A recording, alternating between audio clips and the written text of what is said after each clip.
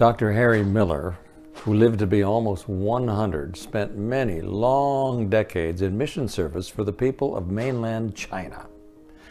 Beginning way back at the turn of the last century, the innovative surgeon and servant of God sacrificed fame and fortune here in the United States in order to be a blessing to his beloved China, the China doctor. Well, he and his partner in mission work, Arthur Selman, made a painful decision when first arriving in China. Now, the custom back at the turn of the century was for men to wear long flowing silk robes and their hair in a long queue or ponytail. The whole head would be shaved except for the long queue hanging down in the back, worn with a maozi or skull cap. Loyalty to the pigtail was a sign of submission to the Manchu government. Of course, Miller and Selman had just come off the boat and had American-style haircuts. The two white-skinned, fair-haired, short-haired doctors debated whether they should assimilate with the Chinese people, even dressing like them in order to win them to Christ. Perhaps a verse from 1 Corinthians 9:20-22 carried the day for them. Paul, writing to the people in Corinth, described the lengths he would go to be a witness for God. To the Jews, I became like a Jew to win the Jews. To those not having the law, I became like one not having the law, so as to win those not having the law. To the weak, I became weak to win the weak. I have become all things to all men so that by all possible means I might save some. Harry and Arthur, applying those words to their own experience in China, decided that if it was good enough for Paul, it was good enough for them. Trading in their Western clothes, they purchased the same long Chinese robes as the local men. The first time they walked down the street with their long, ungainly American strides, they promptly ripped the robes right up the middle. But then came choice number 2. How about the queue? Would they shave their heads and grow long ponytails? Yes, they decided. So they went down to the barber shop, got the closest trims of their lives, and even managed to buy a couple of fair-haired wigs or ponytail extensions until their own hair should grow out to regulation Chinese length. You can imagine the horror of their young brides, Maud and Bertha, when these virtual strangers, their own husbands, showed up for dinner that evening. John Stott's The Contemporary Christian includes a chapter entitled The Christology of Mission. Quoting these verses from Paul, he then adds, and I'm quoting, "This is the principle of the incarnation.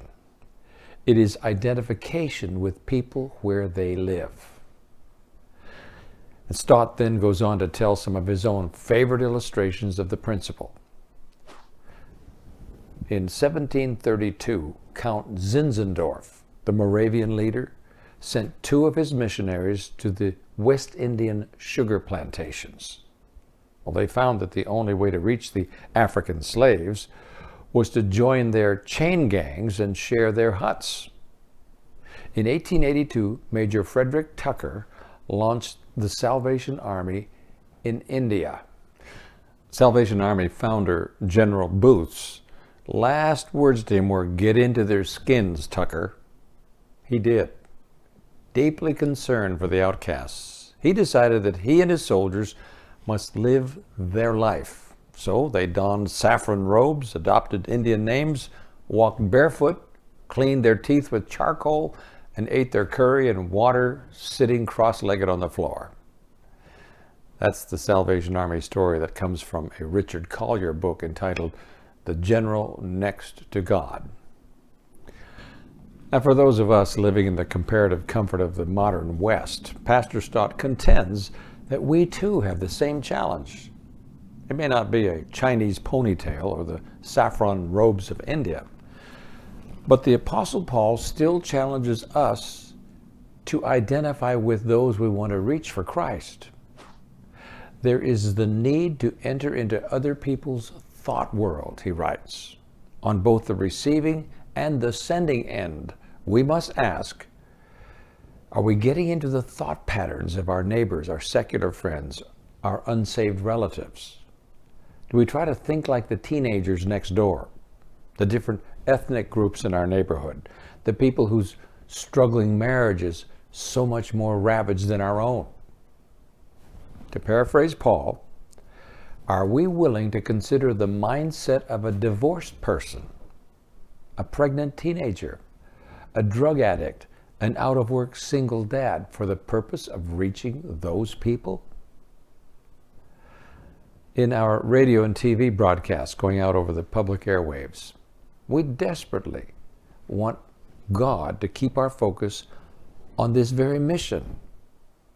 We don't want to be aloof and isolated from each other and from our audience. Instead, we want to mingle with them and love them and relate to them, both on the radio and as we leave the studio and go out into the world, our own neighborhoods, and to speaking appointments around the globe. Talking with you right here, now. It's so easy to get comfortable in an ivory tower and go down to the broadcast studio or stand in a pulpit once a week to make some talk or sermon. But that violates the spirit of this biblical passage. It goes against the very spirit of Jesus himself, who came to earth not just to be with us, but to be like us. On more than one occasion, I received criticism for expounding on some of the spiritual lessons I see in the realm of baseball, or golf, or hockey. I encounter a familiar theme in feedback comments and letters. Why go there, Lonnie, people say. But I want to tell you that there are some listeners for whom sports is a great passion. Basketball, football, soccer, boxing. For them, the month of April and opening day of baseball season is a whole lot more important than Easter Sunday. And so, along with Paul, I say, to the baseball fan, we'll try to be baseball fans. We'll try to think like those ESPN viewers, those season ticket holders. But here's Paul's point.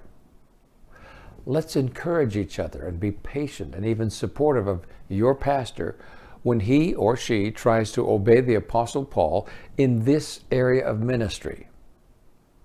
Maybe his sermon some weekend doesn't hit you at all, but it might be reaching someone else. Maybe some kid has his guitar at the church and you're tempted to be upset. But is that bit of music a connecting point for that musically minded young person? You might bristle during some sermon illustration when your silver-haired pastor mentions the recent headline about a young secular musician, or that he actually spent a couple of research hours the week before watching MTV so that he has some song lyrics from a current rock group. I can promise you that there will be people in your congregation who will know what he's talking about and who will sit up in expectation when the minister gives the gospel meaning and reality for them. It's true. It's the most precarious and challenging balancing act in the world. To be in the world, but not of the world. To give the gospel message relevant handles and connection points that tie to CNN and teenage trends and the interests and concerns of the disenfranchised and the down and out.